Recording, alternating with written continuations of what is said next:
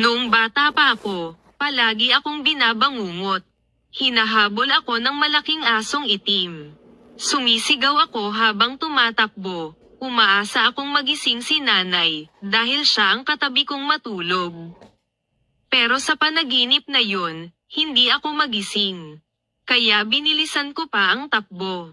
Hanggang sa, laking gulat ko, isang bangin na ang nasa harapan ko.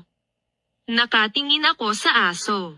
Kita sa mukha niya ang pagkapagod, pero walang balak tumigil. Sa takot, nagantanda ako ng krus. At bigla akong nagising. Simula noon, tuwing ako'y binabangungot. Kahit hirap igalaw ang aking mga kamay, pinipilit ko pa ring mag-antanda ng krus habang tumatakbo sa panaginip. At sa tuwing nagagawa ko iyon, napapalakas ang loob ko.